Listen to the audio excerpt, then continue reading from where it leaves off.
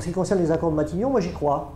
Moi j'y crois. Pourquoi pas? Parce que de toute façon, ceux qui disent que c'est néfaste n'ont rien proposé d'autre, de toute façon. C'est vrai qu'on a pu hurler partout, hein, à tort et à cri, à travers la presse, à travers les médias, mais personne ne dit dire, moi j'ai trouvé la solution. Ça c'est pas bon, j'ai mieux. Voilà. Alors, donc c'est peut-être pour ça que si les accords de Matignon n'ont pas été compris il y a un an, ils ont été mieux compris maintenant parce qu'à partir du moment où ils ont été refusés par le premier référendum, ils ont été acceptés avec les nouvelles élections dans la mesure où un an s'est écoulé. Et qu'en un an, il faut quand même reconnaître qu'une certaine paix est revenue en Nouvelle-Calédonie. Ce n'est pas quelques caillassages à droite et à gauche. De toute façon, des voyous, il y en a partout. Alors pourquoi pas chez nous, hein? Alors il ne faut quand même pas dramatiser. Mais ce qui est important aujourd'hui, c'est que tout le monde joue le jeu du développement économique, de l'équilibrage et en conséquence le jeu de la paix. Et à partir de là, c'est tout un processus de changement de mentalité qui est en route et je suis très optimiste aujourd'hui sur ce processus. Je suis très partagé. Je crois que je ne dirais pas que j'ai une confiance folle dans les accords de Matignon, mais je dirais que tout ce qui peut être mis en place, être imaginé, être construit, n'a de sens que dans la mesure où les Kanaks seront acteurs dans l'élaboration, voudront s'y investir, s'y engager, dans la mesure où tous ces projets auront du sens par rapport à une nécessaire interpellation de la culture et de la coutume. Peut-être plus que jamais, moi je dirais que tout ce qui se fait, tout ce qui se met en place au niveau de la Calédonie, leur appartient, il faut qu'ils s'y investissent. C'est, je crois, la condition essentielle du succès de cette période un peu de transition de 10 ans. Pour nous, le peuple kanak, les accords Matignon a été lourd de pertes physiques. Et nous le ressentons plus particulièrement de façon négative, les accords Matignon. Les accords Matignon résultent d'une action qui a été entreprise par le peuple kanak le 4 mai 88 et où il y a eu, comme tout le monde le sait, 19 morts dans la grotte de Gossana.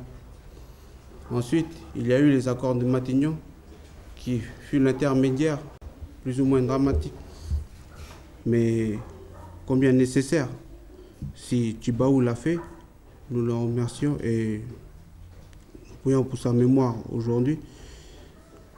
Il y a eu, par la suite, il a payé de sa vie ces accords de Matignon. Et nous savons aujourd'hui que s'il a payé de sa vie, il le savait, lui, de son côté aussi, qu'un jour, il allait tomber pour la cause de son peuple. Nous ne sommes pas encore à la date de dresser un bilan de ces accords de Matignon. Nous ne faisons que dresser un bilan de façon quotidienne. Nous savons que pour nous, il y a des rejetés et il y a des privilégiés dans ces événements qui sont là. Nous le vivons en tant que militants, purs et simples. Nous savons aussi que les accords de Matignon ont été un très grand facteur de démobilisation de la lutte du peuple kanak en général. J'ai rencontré Jean-Marie à l'époque où se négociaient les accords de Matignon. On s'est vu plusieurs fois à ce moment-là. Et ensuite, peu de temps après les accords de Matignon, moi je suis reparti en Nouvelle-Calédonie, très exactement à Yingen. Et je l'ai rencontré là-bas après la signature des accords de Matignon. Et au moment où il est reparti pour la signature des accords d'Unino, la confirmation. Il y avait au départ une méfiance. On était venu à la demande de la commission du dialogue et on ne refuse pas le dialogue. Donc on y vient.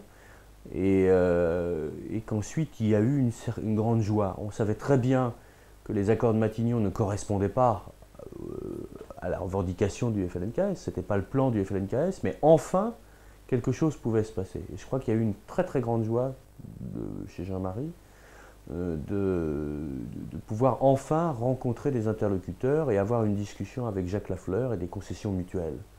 Et ça, je crois que ça a été une de ces très grandes joies. Oui. Depuis 467 jours, Il faut dire que ces accords ont progressé, ont été de plus en plus compris par la population, mais que les mentalités n'ont pas changé. Je ne méconnais pas les accords de Matignon, leur intérêt. J'ai appelé très clairement à voter pour. J'ai combattu politiquement ceux qui voulaient l'abstention ou qui ont appelé à voter contre. Je parle dans ma famille politique et je ne le regrette pas, car je ne pouvais pas prévoir à l'époque que 2 hommes allaient mourir et que 2 hommes de la taille de Jean-Marie Tjibaou et de Yewene, dans une population au total de 170 000 habitants, ont une autre importance qu'un homme politique en France, quelle que soit sa dimension et sa stature. Il y a des jeunes qui sont restés sur les barrages jusqu'au 5 mai cette année, depuis les événements, quoi. Ils sont restés sur les barrages à la tribu de Gossana. Il y a d'autres jeunes qui, eux, sont entrés dans le processus des accords de Matignon, quoi. Et ça a provoqué des heurts entre les jeunes qui étaient pour les accords de Matignon et qui étaient complètement prenants, et puis les jeunes qui étaient restés sous les barrages, quoi. Et c'était assez douloureux, c'était très très douloureux, parce que c'était des gens de la même famille, souvent du même clan, souvent des gens qui chez nous c'est petit. Les accords de Matignon ont été payés du sang des gens d'Ouvéa. Et c'est quand même dramatique que pour arriver enfin à accepter le dialogue, des Européens et l'État français soient obligés de passer par autant de meurtres. Le traumatisme d'Ouvéa, cette vingtaine de jeunes qui sont morts dans des conditions, pour beaucoup d'entre eux, assassinés par l'armée française, de sang-froid, une balle dans la tête, alors qu'ils n'avaient pas touché un cheveu aux otages dans la grotte. Histoire tragique dans une petite île, les exactions de l'armée française, la torture, les interrogatoires, qui a beaucoup pesé sur la conscience de cette île d'Ouvéa et dans l'ensemble de la communauté kanak. Ils ont senti qu'ils ne pouvaient pas aller plus loin. Aller plus loin, ça signifiait mourir encore. Du sang, toujours de la souffrance. Et moi, j'ai vu à cette époque-là Tjibaou qui ne pouvait plus supporter personnellement cette souffrance, qui ne pouvait plus. Donc, le rapport de force était celui-ci. Ils sont venus à Matignon, ils ont pris ce qu'on leur a donné, ce qu'ils pouvaient avoir en fonction de ce rapport de force. Ils ne pouvaient pas avoir l'indépendance là-dessus. Ils ne pouvaient avoir que des avantages, un rééquilibrage, etc. Ils ont signé, avec la promesse dans 10 ans d'un référendum d'autodétermination et un changement du corps électoral qui peut leur permettre d'avoir un espoir quant à un vote majoritaire pour l'indépendance. Un espoir, c'est pas fait, loin de là. Je crois que nous sommes arrivés à une phase de notre histoire où nous avons dit halte, halte à la haine, halte au racisme. Nous voulons notre liberté. Nous allons saisir cette opportunité. Peut-être que les gens sont un peu fatigués, ça. On est un peu sous le coup de la perte de leader. Et peut-être après une période de trouble comme ça s'est déjà vu dans l'histoire de ce pays. Les gens se laissent un peu aller, attendent que ça vienne un peu. Et en fait, il faut des gens qui puissent tirer le mouvement, qui fassent des propositions pour que les gens se regroupent de nouveau, se remobilisent. Bon, je pense que c'est un cap à passer et j'espère que ça ne va pas durer trop longtemps parce qu'on perd du temps en ne faisant rien. Enfin, les accords Matignon ont servi à calmer un peu les événements et aussi je pense, à nous endormir encore. C'est un chemin peut-être de facilité immédiate parce qu'on peut actuellement décompresser.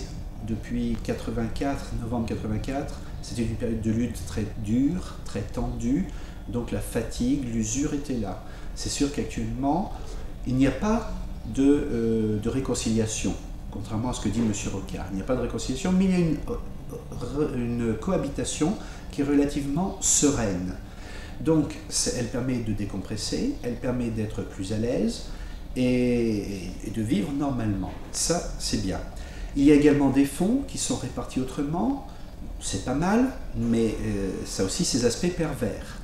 Il y a un retour des Kanaks au pouvoir, ils n'ont pas retrouvé une majorité sur l'ensemble du territoire, mais grâce à la provincialisation, ils ont retrouvé un réel pouvoir politique.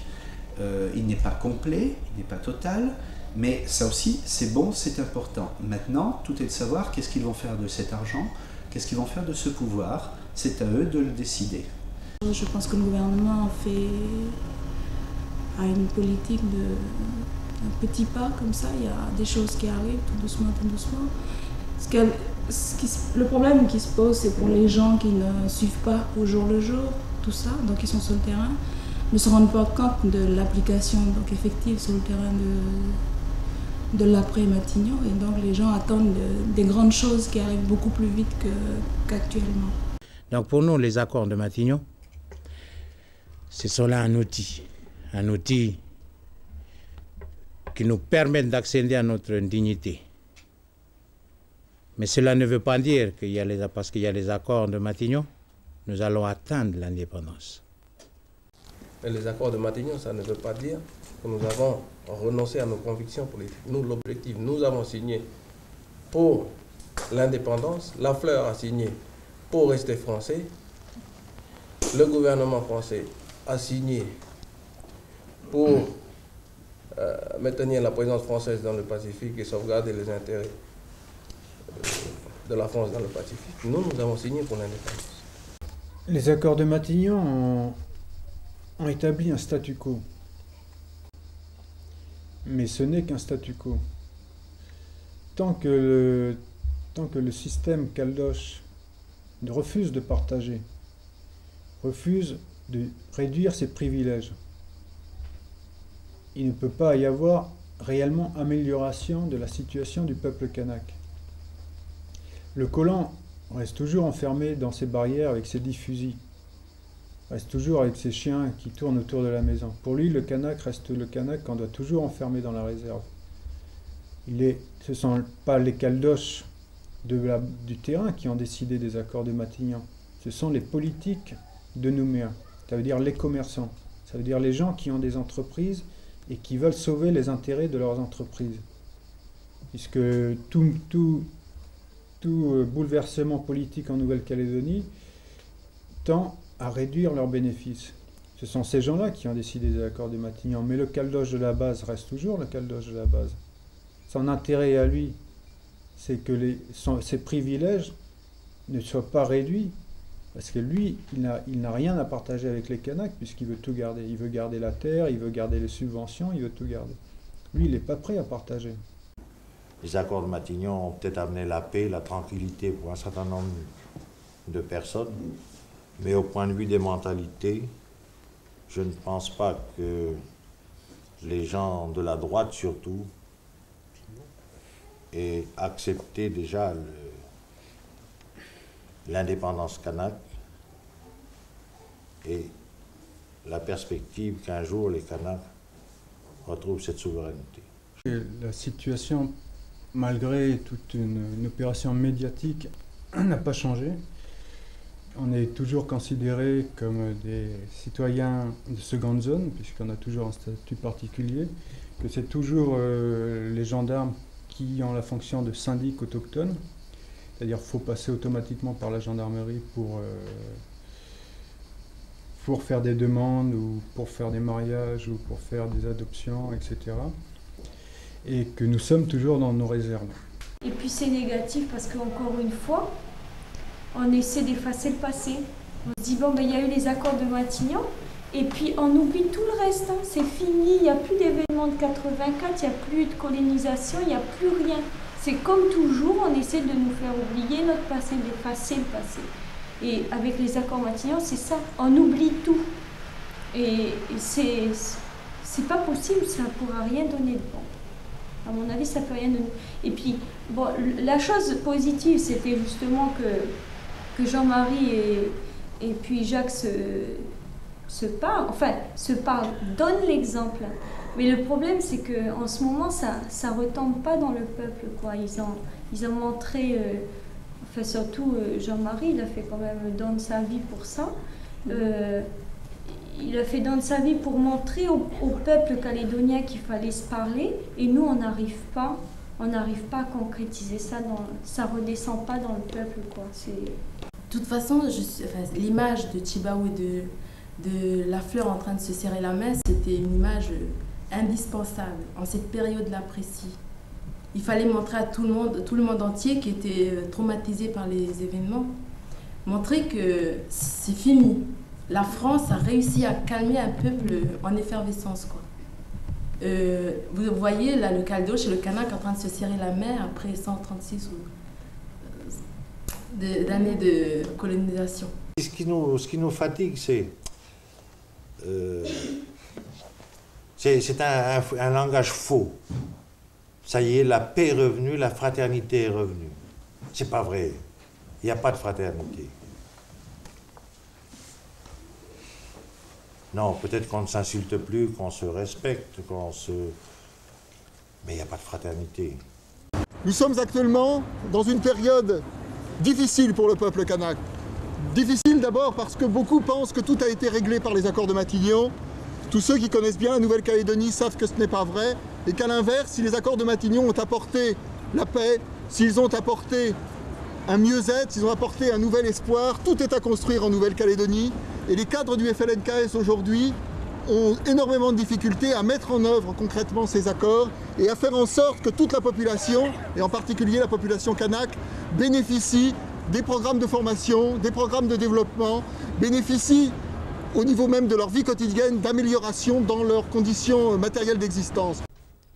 Il y a eu effectivement le cas des accords de Matignon qui a ramené la paix, mais nous attendons nous toujours la répartition des richesses, nous attendons toujours le rééquilibrage qui figure dans les termes qui sont régulièrement utilisés.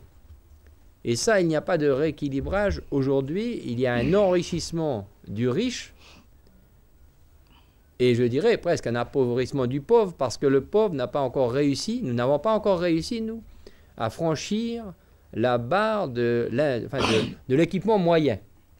Tu sais très bien qu'on continuera à expédier 100 millions en Nouvelle-Calédonie, qu'avant on en envoyait 10, qu'il y en avait 8 qui passaient dans la poche du privé, qu'il y en avait 2 qui passaient dans la poche des Kanaks. Maintenant on en envoie 100, il y en a 80 qui passent dans la poche du privé et 20 qui passent dans la poche des Kanaks. Alors évidemment les Kanaks ont un peu plus de miettes, mais aujourd'hui il va voir la situation à Nouméa. Jamais elle n'a été aussi florissante, même et y compris au temps du boom du nickel. Jamais le marché immobilier n'a autant pris d'ampleur de manière aussi artificielle qu'en Nouvelle-Calédonie aujourd'hui. Jamais les projets ont été aussi importants, y compris du côté européen. C'est pas pour rien si aujourd'hui Lafleur vient de lancer ses premières sociétés d'économie mixte en matière de développement touristique et de formation. C'est qu'il s'en sent les moyens non seulement politiques et économiques. Il vit toujours dans son cocon économique. Aucune remise en cause n'a été faite sur ce point-là. Ce registre-là, on a dit, on va en donner plus aux Kanaks, ça rétablira l'équilibre. Mais c'est quand même avoir une singulière vision pseudo-angélique là-dessus, alors que l'on sait que le système est fait pour renvoyer l'argent aux plus riches. Et ces dépenses du budget d'État en Nouvelle-Calédonie, on a rajouté quelque chose qui est extrêmement important. C'est que pendant un an, on a fait du crédit à tout va, sans d'abord personnel. On a prêté à tout le monde, aux Européens pour construire, aux Kanaks pour acheter des bagnoles. Et tout le monde s'est servi de cette façon-là. Je veux bien dire que Lafleur a montré sur un certain nombre de faits qui voulait respecter ses engagements, mais objectivement, il s'est assuré la contrepartie. Ça c'est clair. C'est pas gratuit non plus, c'est pas un don. Il a fait des gestes dans le cadre de l'équilibrage, mais ils ne sont pas gratuits, et il engrange. Les accords de Matignon ont servi essentiellement à distribuer de l'argent très largement. On ne va plus pouvoir le distribuer parce qu'on a besoin de l'argent dans le Golfe ou en Europe de l'Est. Donc on va se retrouver avec une situation plus difficile, un gâteau plus difficile, et on va revoir les tensions renaître parce que fondamentalement c'est ça. À Alors j'arrive à mon neveu d'Éloi Machereau, il me dit ça va être la guerre civile. Et ça, c'était la première fois que j'ai entendu cette expression dans ce bouboubar. Il me dit c'est la guerre civile, on est en train de s'y préparer. Moi je te le dis, les accords de Matignon, on n'en veut pas. Le projet Rocard, on s'en fout. Tout ça c'est lent, tout ça c'est du leurre, tout ça c'est pour nous fabriquer une petite bourgeoisie kanak qui va se tourner contre nos frères. Ils emploient beaucoup cette expression, nos peuples, nos frères. Et ça va se retourner contre nous. Eux vont nous tourner le dos. Ils vont oublier leur solidarité de clan. Ils vont oublier leur devoir envers la tribu. Et ils vont constituer une petite classe. Et nous, le peuple, on sera toujours derrière. Il faut que ces gens, on les laisse vivre comme ils veulent. Et les accords de Matignon partent mal dans ce sens, entre autres. Déjà pas mal que les socialos sont infiniment moins sanguinaires que le petit docteur Ponce, cet enfoiré.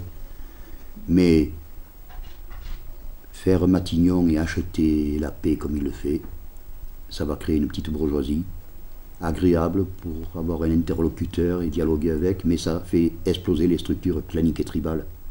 Et par la corruption, ça les fait exploser. Ce qui n'est pas une bonne méthode de gouvernement, je crois. Le problème, c'est qu'aujourd'hui, la situation telle qu'on la voit se développer en Nouvelle-Calédonie, c'est malheureusement pas, si j'ose dire, partition ou indépendance. C'est partition ou indépendance, première branche de l'alternative, ou déliquescence politique d'un mouvement et corruption du corps social. C'est aujourd'hui ce qui est en jeu en Nouvelle-Calédonie. C'est pas partition ou indépendance. Si le gouvernement continue à déverser le fric qu'il déverse dans les conditions où il le déverse en Nouvelle-Calédonie, on arrivera à quelque chose qui sera, avec les évolutions propres à la Nouvelle-Calédonie, les différences, etc., comparable à la situation du corps social polynésien. Dérobades permanentes qui nous font constater qu'au niveau même de la loi référendaire, comme au niveau de la loi de décentralisation, le vrai problème n'est pas abordé. Celui de la décentralisation sur les deux tutelles administratives et financières, mais aussi sur la dérobade suivante qui consiste à se reporter en permanence vers la loi référendaire. Sur ce projet de loi bien précis, nous n'avons pas été consultés. Enfin, je dis ça parce que nous avons été consultés pour la promotion de Besançon, vous savez, c'est les 25 stagiaires, parce qu'il fallait un peu de pub pour le gouvernement français qui mettait en place les accords de Matignon. Ça faisait bien, vous savez, parler de ça dans les médias et autres. Et puis après, le gouvernement, il s'est arrangé, il a fait sa sauce à lui tout seul. Nous avons été mis devant le fait accompli lorsque on nous faisait part des listes de gens qui allaient faire des stages de 2 ans, 3 ans. Il est prévu dans un article du référendum la formation en 10 ans de 400 cadres, principalement mélanésiens. Est-ce qu'on n'est pas en train de créer une classe, une nomenclatura de bourgeois mélanésiens? On l'a reçu dans la figure, cette question, dès le début, alors sous des formes très agressives de la part du FULC ou sur des formes beaucoup plus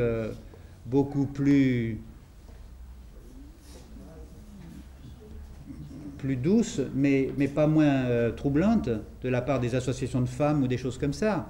Qu'est-ce qu'on va devenir, nous, en face de ces cadres que vous formez?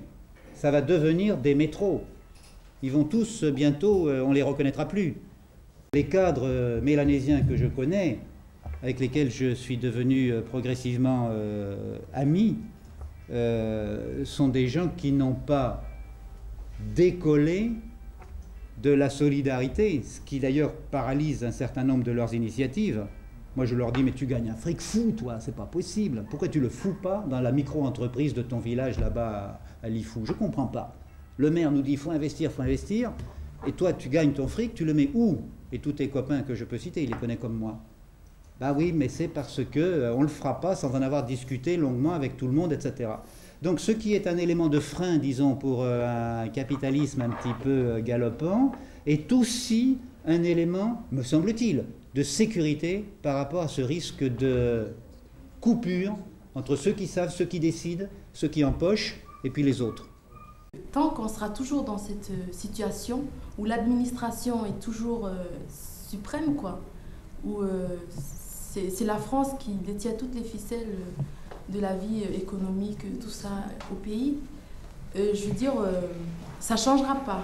On peut vivre comme ça jusqu'à perpète, quoi. Et le piège, justement, qui nous mettent, c'est justement, est-ce que vous n'avez pas peur d'être envahi par la suite par les Suisses ou par les Russes Est-ce que vous n'avez pas peur de tomber dans le sous-développement ou dans la misère? Le gouvernement a eu peur. A eu peur que les accords de Matignon soient cassés. Il a fallu ménager le RPCR. Il a fallu arranger avec le FLNKS pour pas qu'il y ait trop de... Alors quand on a peur, on ne fait rien. Le 14 juillet 89 est arrivé, on n'a pas beaucoup avancé. En mai 88, le gouvernement a le rapport de force politique lui permettant de casser les reins, pour parler clair, à la droite locale. Il en a le rapport de force politique. Et il ne le fait pas. Et là, c'est tout à fait volontaire de sa part. Ce n'est pas la peur de ne pas avoir de majorité ou autre.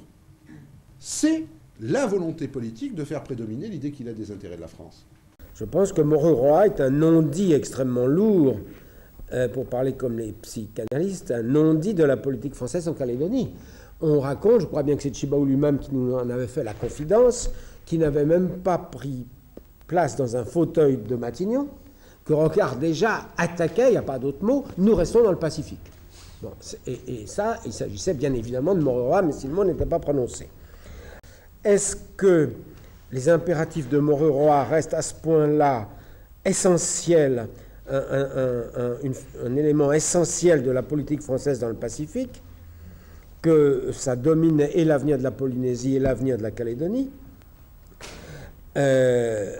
Or, nous sommes quand même en période de redistribution générale des cartes. Le mur Berlin s'est effondré, mais l'effondrement du mur Berlin a salement secoué le mur de Moreau-Roi. Je rappelle que le mur de Moreau-Roi, il n'a que 4 mètres. Mais quand même, sur un atoll, 4 mètres, c'est beaucoup. Parce que l'atoll s'effondre tellement il a été maltraité, et on a dû construire année après année une barrière de béton qui a maintenant 4 mètres, qui le protège des raz-de-marée, des tempêtes violentes, des ouragans, etc. Il y a un rapport entre le mur de Berlin et le mur de Moreau-Roi, à mon avis. Parce que la logique de Moreau-Roi, c'est quand même la guerre en Europe. Je rappelle simplement, à titre de note de bas de page à l'exposé de notre ami Gabriel Marc, que c'est la même année où a été ouvert le centre d'expérimentation de Moreau-Roi, et où on a repris, sous forme des décrets, je crois bien que c'était les décrets Jacquinot en 63, pardon, c'est ça, en 63, mais ça n'a pas tardé 6 mois, ça a été immédiat, pour reprendre ce qui avait été donné aux Calédoniens, et en fait à ce moment-là à l'UC, par la loi de fer de 56, confirmée par le référendum de 58 que les Kanaks avaient voté, qui était dans la continuité de la loi de fer, menant les Toms à l'indépendance, qui était la vocation normale de tous les Toms, y compris en Afrique. Bon. Et là, on voit très bien l'interdépendance. Là, de ce point de vue-là, la théorie de domino, elle a quand même fonctionné. Pour l'instant, qu'est-ce qu'on est en Calédonie? Qu'est-ce que la France a fait en Calédonie? Qu'est-ce que c'est que la Calédonie actuellement? La France, elle a dilapidé notre pays. Elle a retiré tout le nickel qu'on avait pu retirer. Elle n'a jamais développé d'entreprise. Elle n'a jamais développé l'agriculture. Elle n'a jamais cherché à développer ce pays, tu vois. Alors, pour moi, on est déjà dans un système tiers-mondiste. On est déjà, mais c'est caché, évidemment. 75% de la population vit est fonctionnaire. Mais cette situation, même si on restait, même si on n'était pas, même s'il n'y avait pas de question d'indépendance, elle ne pourrait pas rester comme ça. C'est pas possible, quoi. Alors, le problème du développement, c'est un peu en ce moment le grand thème. C'est le grand thème parce que finalement, les choix qui ont été faits lors des accords de Matignon sont que dans les 10 ans à venir, sur le terrain du développement, il faut que chaque camp fasse ses preuves.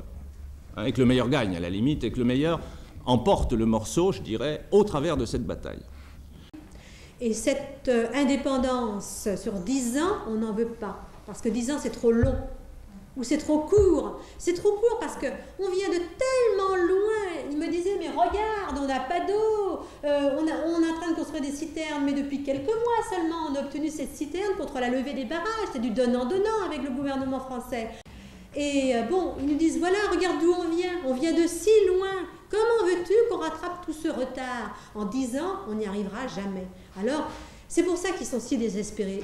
Les bras leur en tombent. Ils se demandent comment ils vont rattraper cet immense retard. L'arbitre est celui qui rétablit l'équilibre et qui fait respecter les règles du jeu. Les règles du jeu n'ont jamais été respectées en Nouvelle-Calédonie, non seulement en raison de la situation coloniale, mais parce que l'État n'a jamais su s'y faire respecter. Je me souviens d'un entretien avec Pierre Jox lorsqu'il a eu le dossier, il a hérité du dossier après Edgar Pisani, et qui a quand même été quelque peu surpris d'entendre un avocat du FNLKS qui, dans le secret de son cabinet, et à la question « Qu'est-ce que vous pensez qu'on doit faire ?», lui dit « Monsieur le ministre de l'Intérieur, rétablir l'autorité de l'État ». Ça voulait dire, à ce moment-là, rétablir l'autorité d'un État impartial, et d'un État non seulement impartial, mais qui rétablisse l'équilibre. Alors, dans une situation où tu as des dominants et des dominés, enfin, c'est quand même extraordinaire, ça, qu'en France, les socialistes nous servent, et à juste titre, le fait que l'État doit contribuer à réduire les inégalités, et que soudainement, le pouvoir de l'État en Nouvelle-Calédonie devrait être un arbitre égal entre des parties prenantes qui sont présupposées, que l'on admet en même temps inégalitaires. Je trouve que c'est encore un piège de la part du gouvernement français. Un piège pour les Kanaks et aussi pour toutes les autres communautés. Or, que l'on ne me fasse pas croire un seul instant que c'est par naïveté politique que ce gouvernement a apprécié les accords de Matignon en termes d'arbitre pour tenir la part égale entre les deux parties. Outre le fait que ce serait là une curieuse conception de l'histoire de la colonisation et de ses conséquences que de mettre sur un pied d'égalité le colonisé et le colonisateur, je pense, et c'est mon avis, que cela, au-delà de la rouerie politique, correspondait à une volonté bien déterminée, car ce jeu-là permettait, ou du tout moins il le croit, et il le croit encore, la prééminence des intérêts français en Nouvelle-Calédonie et l'absence d'indépendance. On n'a jamais entendu un mot de favorable de ce gouvernement et des hommes qui le composent dans le passé quant à cette approche, au moins, qui était le statut Fabius Pisani et le plan d'indépendance-association mis en avant par Edgar Pisani. Cette Louise me disait, les accords de Matignon, ça va être une catastrophe, et le plan Rocard, on n'en attend rien de bon. Alors je lui ai demandé de s'expliquer un petit peu plus. J'ai dit, mais enfin, les accords de Matignon, ça a quand même... Oh, elle me dit oui, ça a apporté la paix. Elle m'a devancée, elle me dit, ça a apporté la paix. Et c'est vrai qu'on a le calme sur les îles, et on en avait besoin, parce qu'on en avait marre de tout ça. Et beaucoup de femmes m'ont dit, ça a apporté la paix. De ce côté-là, c'est le côté positif. Mais alors, quelle paix? Et c'est cette paix-là qui leur fait peur, parce que c'est une paix qui est un état de non-guerre et qui n'est pas une paix de construction. Elle dit, c'est maintenant qu'il faudrait faire quelque chose, de boire au lieu de, etc. C'est maintenant qu'il faudrait construire. Et le projet de développement aujourd'hui, bien au-delà de la paix, c'est le projet que l'on retrouve dans la manière dont les dirigeants kanaks abordent la question du développement. Je prends un exemple. Nous avons à réaliser une route entre Koné et Poindimier, dans le H, une transversale entre la côte ouest et la côte est. Cette route va traverser les terrains coutumiers. Ce n'est pas simple. La procédure d'expropriation ne s'applique pas. Lorsque nous en avons parlé, les dirigeants nous ont dit on n'a pas là la solution. Mais on va se mettre autour d'une table, on va la trouver. Il faut l'inventer. Et puis, sous forme de boutade, ça ne prendra pas plus de temps qu'une expropriation chez toi. La France adore les grands travaux. On a hérité des Romains l'idée qu'on doit construire des voies romaines et que c'est comme ça que la civilisation avance. Donc on construit des voies romaines avec des boîtes métropolitaines, des grosses boîtes métropolitaines, dont la Lyonnaise des Eaux et puis des autres grosses boîtes, des grosses entreprises. Bon. C'est-à-dire c'est de l'argent qui va retourner en France. Toutes ces actions, petits et grands projets, c'est ce que j'appellerais un peu la décolonisation par le bas. S'engager dans une action de développement pour créer les conditions d'un rééquilibrage qui lui-même va être la source d'une décolonisation. Mais est-ce que ce n'est pas un pari difficile à défendre Est-ce que finalement, la nécessité de réformer le système n'est pas une condition préalable du développement? En tous les cas, c'est ce que dit Paul Néautine, qui tout en s'engageant, parce que par réalisme et pragmatisme, c'est dans le cadre dans lequel on est, qui tout en s'engageant dans cette politique, disait récemment, le développement ne peut être effectif que dans le cadre de la décolonisation. La signature des accords, c'est pas l'adhésion à un projet que nous aurions imaginé. C'est la prise en compte d'un rapport de force qui fait qu'on n'a pas pu aller plus loin et on a signé ces accords, mais pour donner un cadre positif, un contenu positif par rapport à notre propre revendication, la seule chose qu'on demande et qu'on a décidé de faire, c'est de demander à nos gens, à nos forces, à nous, à nos gens, d'utiliser cette période et les moyens de cette période pour créer, pour initier des choses nouvelles qui aient un sens par rapport à la nation qu'on veut créer.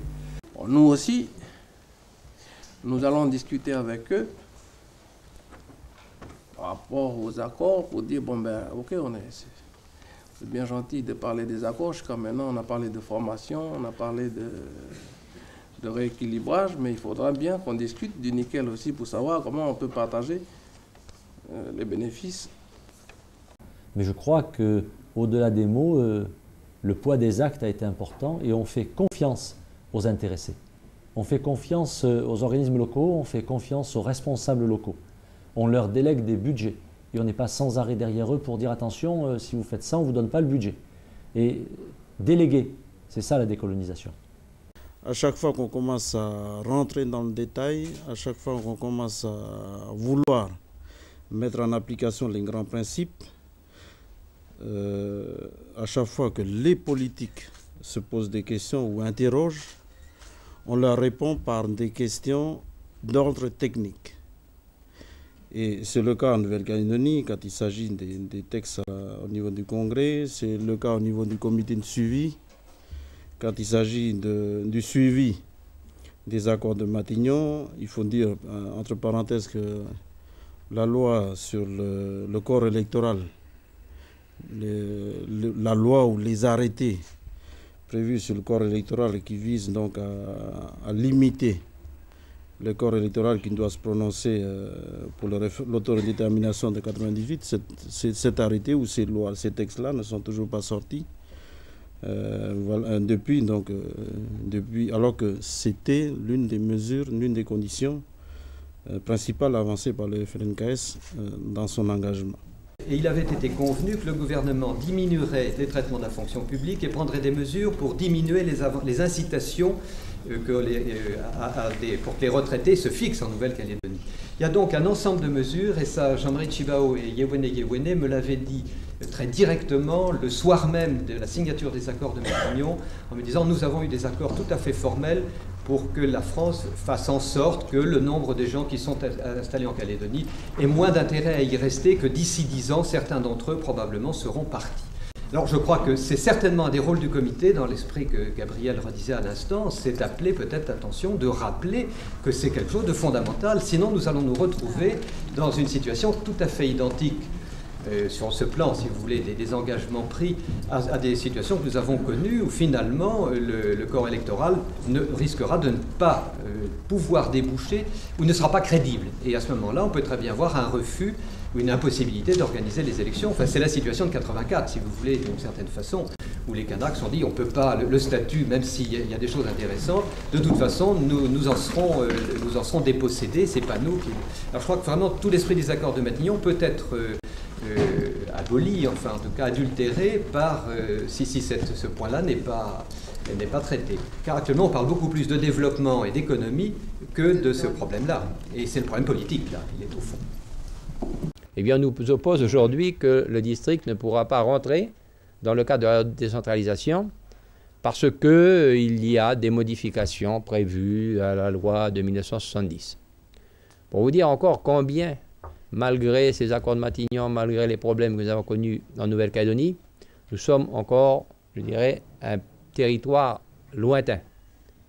Effectivement, avec ses spécificités, avec peut-être une population que l'on croit souvent en retard d'évolution ou pas suffisamment avancé, sur lequel on a tendance à vouloir exercer un paternalisme outrancier. Le premier problème, c'est la reconnaissance de ce peuple, et à travers cette reconnaissance-là, c'est le problème des terres. Il faut faire quelque chose pour les terres.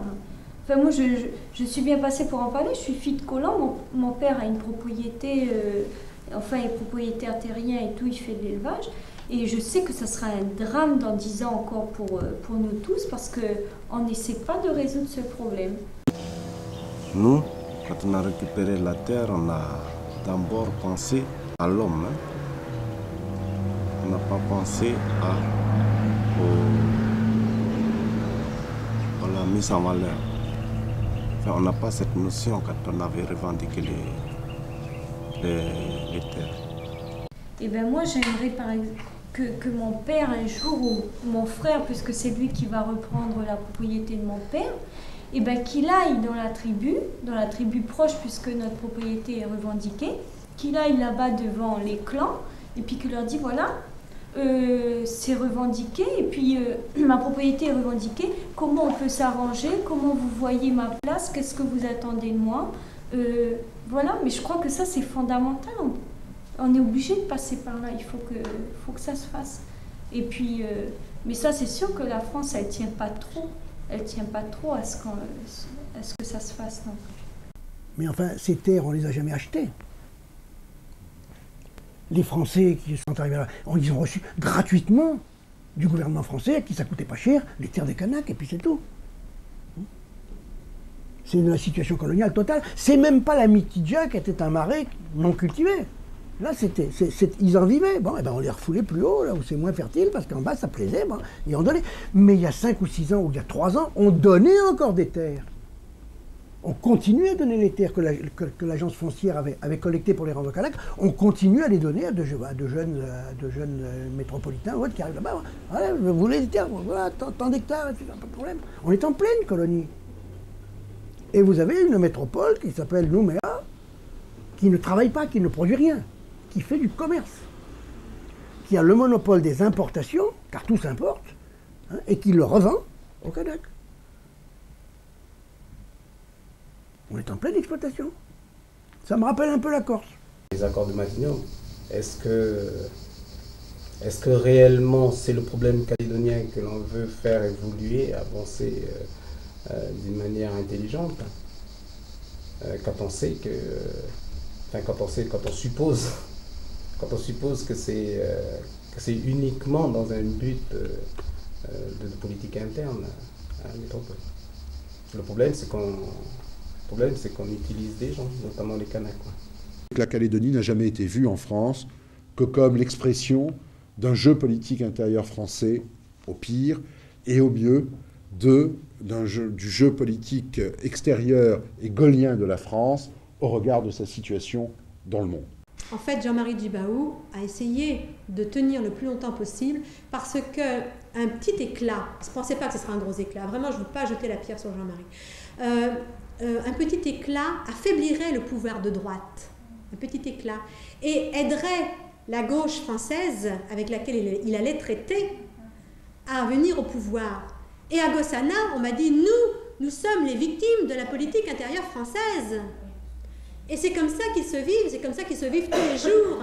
Et on est abandonnés, et on nous laisse tomber, et nos veuves sont là toutes seules, et on a 30 enfants, etc. Et ça, c'est ça leur réalité politique quotidienne. Certes, décolonisons, mais d'abord avec la mission civilisatrice de la France, et toujours dans le cadre des intérêts français. C'est au fond cette phrase de Léopold Sédar Senghor qui disait « La France est un pays merveilleux ». Il veut le pain pour tout le monde, la justice pour tout le monde, la culture pour tout le monde, la liberté pour tout le monde, à la condition que ce pain, cette justice, cette culture et cette liberté soient françaises. Aujourd'hui, ce n'est pas la question posée. Mais par contre, ce qui est important, c'est que ça prépare à ce que s'il y a indépendance, elle se passe dans de bonnes conditions. D'abord parce que les leaders auront assumé des responsabilités, se seront formés. Ensuite parce que l'on aura établi un certain équilibre entre les communautés, entre les régions. Or, il ne peut y avoir, qu'il y ait indépendance ou pas, de maintien de la vie en Nouvelle-Calédonie que si on réussit cet équilibre. Donc nous préparons aujourd'hui les conditions d'un choix. Mais ce n'est pas à nous de prendre parti sur ce choix. Or, la décolonisation ne peut pas être arbitrée par le colonisateur, il doit être mis en œuvre par le colonisateur. Parce que c'est fou le nombre de choses injustes qu'on a fait au nom des États-nations. C'est-à-dire au nom du maintien de la puissance d'un gouvernement, d'un pouvoir. Bon, ça a été vrai autrefois quand c'était les rois de France, bon, ils agrandissaient le domaine pour leur puissance. Mais la République a allègrement pris la suite des rois de France. Et l'État-nation est une mystique en soi. Et on vient vous parler, on voit. Et au nom de la grandeur française, ou de la puissance française, ou des droits de la France, ou des intérêts de la France, on continuera à écraser des petits peuples. Et je crois que cette notion-là, il va maintenant être temps au XXIe siècle, et je pense que ça, on le verra au XXIe siècle, de quitter le siècle des nationalités, qui a été le XIXe et le XXe, pour venir au siècle des peuples.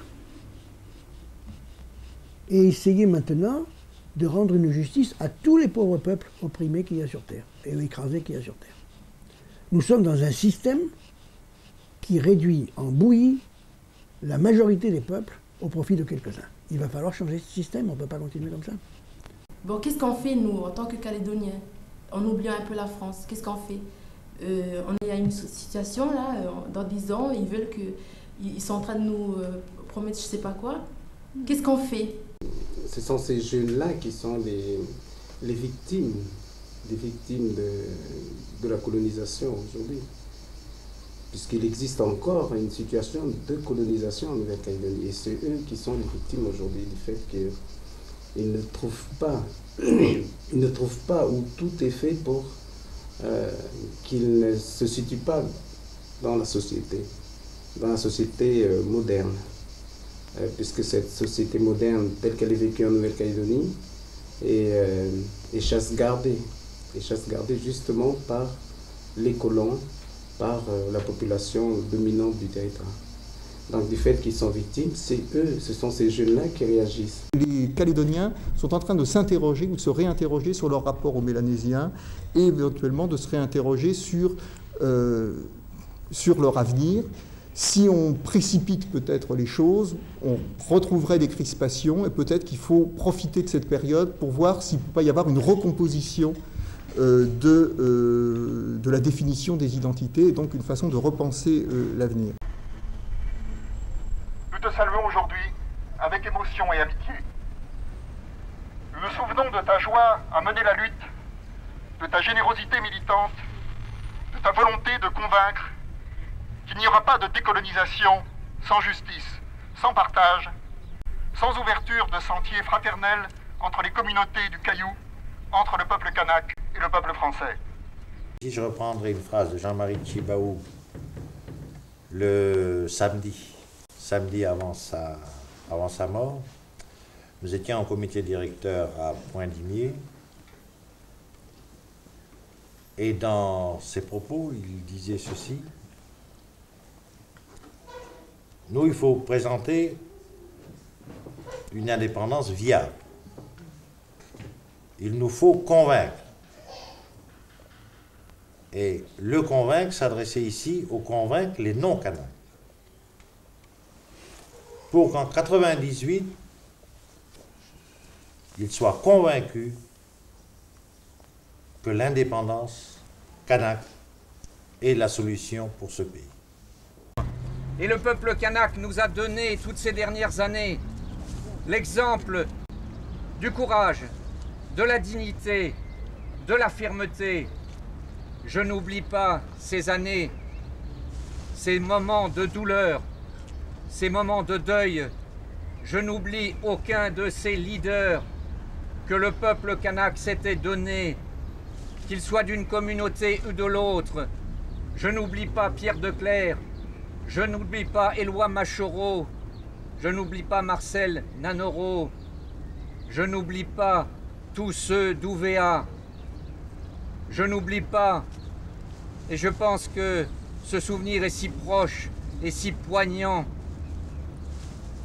Yéyé, Yéwéné, Jean-Marie Tjibaou, ces amis que nous avions constamment en face de nous, qui nous disaient: mais faites en sorte que le peuple français soit fidèle à lui-même.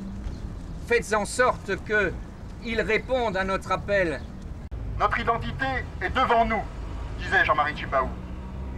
L'ancien président du FLNKS voulait conduire son peuple vers une indépendance viable, vers une indépendance digne. Pour nous, nous avons dit l'indépendance. Peut-être un grand mot, indépendance, où tout de suite, beaucoup de personnes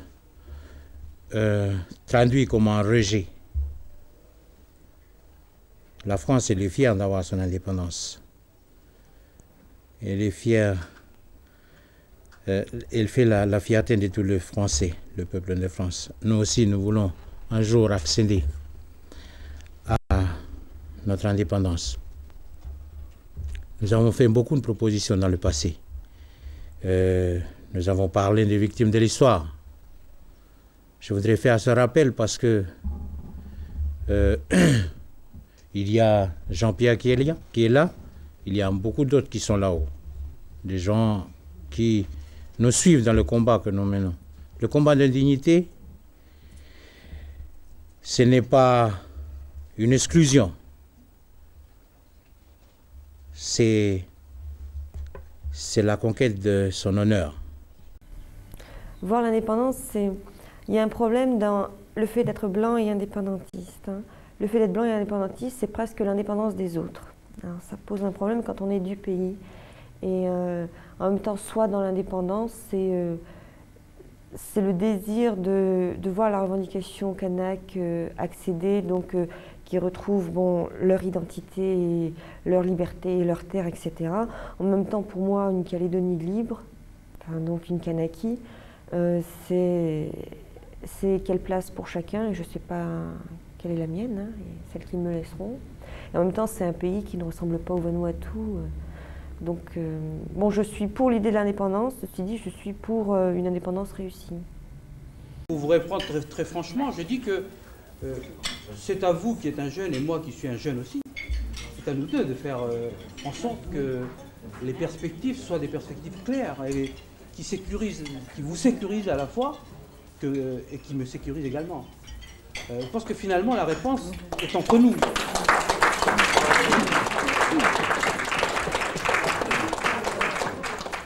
Rocard a souhaité, bien entendu, le choix du maintien dans la République. Et en fait, je crois me souvenir aussi que c'était dans la lettre à tous les Français du candidat Mitterrand.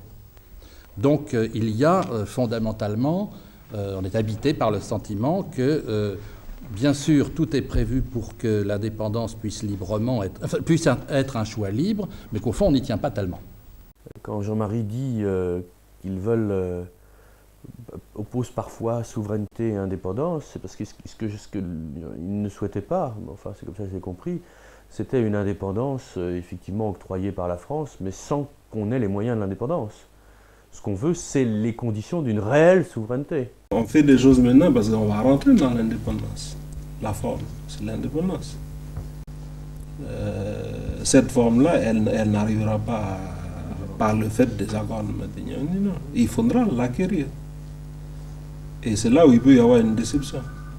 Je pense qu'il y a toujours la volonté politique que les choses se passent dans le cadre de la République, en donnant plus de pouvoir aux Kanaks, en essayant de les intégrer, de les insérer dans le jeu économique, en leur donnant plus de pouvoir, en faisant des efforts vis-à-vis de cette communauté, c'est le cas depuis les accords de Matignon, de rééquilibrage, mais qui ne va pas, une démarche qui ne va pas jusqu'au bout, à savoir la restitution de la souveraineté, qui bute toujours sur ce blocage-là. Donc espérer une assimilation des Kanaks au peuple français. Le peuple kanak étant sans doute dans leur esprit une composante du peuple français. Ce qui m'apparaît être un aveuglement total par rapport à l'histoire. Inéluctablement, il faudra bien qu'on admette qu'ils ont le droit d'être indépendants ou libres, ou d'être maîtres de leur destin. Tout comme nous, quand nous parlons en permanence de notre indépendance. Et quand nous agissons au nom de notre indépendance. Ils ont les mêmes droits. Inéluctablement, ils les obtiendront. Ce que je voudrais, c'est que nous ne réussissions pas, en plus, à leur faire subir des maux supplémentaires avant qu'ils y réussissent. En fait, c'est ça la politique de la France, quoi, depuis le début. C'est divisé pour mieux régner. Et puis, toujours, il y a un feu qui brûle, quoi. Elle éteint juste les flammes, mais c'est pas qu'il y a les braises encore. Et en ce moment, c'est ça le problème. C'est que en ce moment, le feu, il est en train de commencer à... Enfin, je veux dire, il n'est pas complètement éteint, quoi. Parce que le fond du problème n'est pas résolu. Et ça passe à un moment, mais il y a un moment où ça va exploser, peut-être pire que les fois précédentes. Et ça ne sera pas la France qui sera sur place.